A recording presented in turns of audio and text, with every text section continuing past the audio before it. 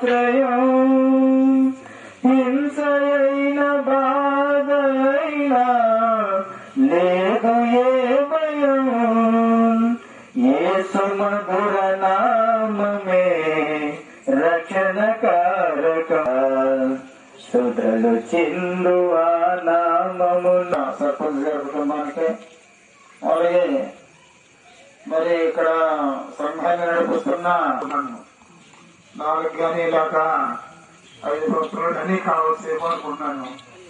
అందరూ వెనకాలనే లోని విత్తనాలు చల్లడం అనుకోండి, పంట 10 ఎకరాల నుండి కోస్తాడా, లేకపోతే ఆ తల్లిని చూడనే కోస్తాడా పంట? కొంచెముగా విత్తవాడు కొంచెముగా పంట కోస్తాడు, సమృద్ధిగా విత్తవాడు సమృద్ధిగా పంట కోస్తాడు. ఇక కోరుకోండి, ఇందులో ఏం కోరుకుంటారంటే ఈ కేజీ బంగారం కేజీ ఇనుము కదా, ఇందులో మీరు ఏం కోరుకుంటారో కోరుకుంటే ఏం కోరుకుంటారమ్మా? ఇనిమిది కోరుకోరు, ఇనిమిది కోరుకోరు. ఇది కేజీయే కదా, అది కేజీయే కదా, ఇనిమిది కోరుకోరు. అంటే ఉత్తరం దక్షిణాల్లో నలుదిక్కులో యెహోవా దావీదుకి నెమ్మది కలిగిన చేసిన తర్వాత దావీదుకి ఏం కలిగేసాడంటే నెమ్మది కలిగేశాడట. ఏ దిక్కులా చెప్పాలి? ఏ దిక్కులమ్మా? నలుదిక్కుల అంటే చుట్టుప్రక్కల అతనికి ఏం కలిగేశాడు? నెమ్మది కలిగజేశాడట. అందరి మీద అతనికి ఏం కలిగించాడు? జయము కలిగించాడట. ఎవరు? దేవుడు. ఎవరికి? దావీదుకి. అతడు వెళ్ళిన చోట్లలో అతను దీవించాడు, జయం కలిగించాడట. కాబట్టి నలుదిక్కుల అతనికి జయం కలిగిన తర్వాత కాపురముండి లేక నివాసముండి నాతాను ప్రవక్తను పిలిపించి, నేను దేవదారు మ్రాణులతో కట్టబడిన నివాసము చేస్తున్నాను. ఏ మ్రాణులు? దేవదారు మ్రాణులతో కట్టబడిన నగరంలో నేను నివాసం చేస్తున్నాను, లేక బిల్డింగ్ లో నివాసం చేస్తున్నాను, లేక ఇంటిలో భవనంలో నివాసం చేస్తున్నాను. అయితే దేవుని మందసం గుడారములలో ఉంది. దేవుని మందసం ఎక్కడుందంట? గుడారములలో ఉందట. గుడారములో ఉందంట. దావీదు గారు మాత్రం ఎక్కడ నివాసం చేస్తున్నారు? దేవదారు మ్రాణులతో కట్టబడిన ఆ స్థలంతో చేస్తున్నాడు. ఆ ఇళ్లలో ఏం చేస్తున్నాడు? నివాసమా చేస్తున్నాడు. ఎవరమ్మా? ఎవరు చెప్పాలి? దావీదు. నాతోనే ప్రవక్తున్నాడు. దేవుడు నీకు తోడుగా ఉన్నాడు. నీకు ఏమేమి తోచిందో, ఏమేమి చెయ్యాలని నీ మనసులో అనుకుంటున్నావో అదంతా నెరవేర్చమని నాతోను సలహా ఇచ్చాడట. ప్రియులరా, గమనించాలి. సలహాదారులు కావాలి కదా. ఎవరు? నరేష్ బాబు ఎవరు? యవ్వనుడు. సొలొమోను యవ్వనుడు. దావీదు యవ్వనుడు.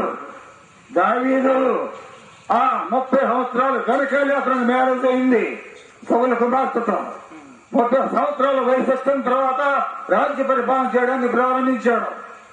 కాబట్టి అతను సలహాలు దయచేసి నేర్చుకోండి, వినండి. మాట మీ దగ్గర రావడానికి వీలుపడదు. కాబట్టి ఆ దేవుని మందసము దేవాలయాల మధ్యలో నివాసం చేస్తుంటే ఇది న్యాయమా? ఆ తర్వాత నాతో చెప్పినప్పుడు నాతో అంటే నీకు ఏమేమి తోచిందో నీ ఆలోచన ఏంటో ఆ సమస్తమనా చేయి అన్నాడు. తర్వాత అయితే ఆ రాత్రి నాతానుకు ప్రత్యక్షమై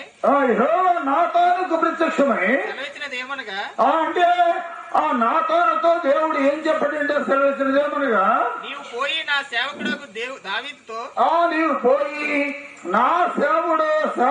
దావీదుతో ఎలాగూ యెహోవా నీకు ఆజ్ఞాపించదేమనగా, నాకు నివాసముగా ఒక మందిరం కట్టింతువా? నివాసముగా ఒక మందిరం కట్టింతువా? నా నిమిత్తం ఒక మందిరము కట్టింతువా? ఐగుప్తులో నుండి ఇశ్రాయేలు రక్షించిన నాటి నుండి నేటి వరకు నేను గుడారాల్లో నివాసం చేస్తున్నాను కదా. ఎప్పుడైనా ఎవరితోడైనా మందిరం కట్టమని కోరానా? నీ దేహము నీ దేహము దేవుని నీ దేహము దేవుని ఆలయమైనది. నీ దేహము దేవుని నీ దేహము దేవుని ఆలయమైనది. అయితే నీలో నివాసం చేసేవాడు ఎవరండి? పరిశుద్ధ ఆత్ముడు. మీరు మీ సత్తు కాదు ఏంటి? మీరు మీ సత్తు కాదు. సత్తు అంటే సత్తు అంటే ఏంటి? సత్తు అంటే ఆస్తి, సత్తు అంటే డబ్బు.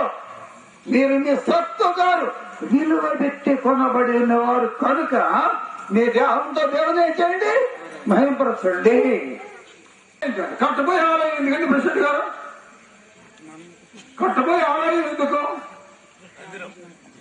కట్టబోయే దేవుణ్ణి ఆరాధించడం మాత్రమే అంతే. అయితే మీరు మీ సొత్తుగా మీ దేహము దేవుని చేత మీకు అనుకరించబడి ఈ శరీరము అమ్మ ద్వారా కానీ నాన్న ద్వారా కానీ కాలేదు మీకు అనుకరించబడి మీరు పరిశుద్ధ కొనుక్కున్న తర్వాత డబ్బు చేస్తారు కదా చేరేవాటి అది తెలీదా?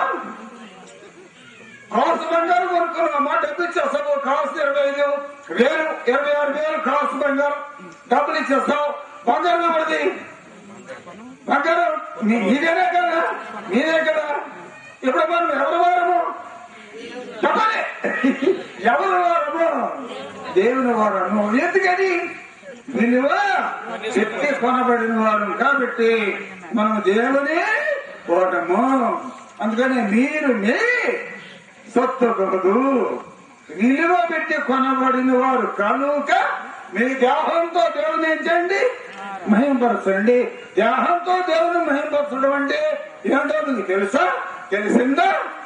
దేహంతో దేవుని మహింపరచడం అంటే దేహము గారత్వము నిమిత్తం కాదు, దేహము వ్యభిచారము నిమిత్తము కాదు. దేహము భర్త కొరకు. దేహం ఎవరి కొరకు? భర్త కొరకు. దేవుని కొరకు. భర్త అండ్ యజమాని.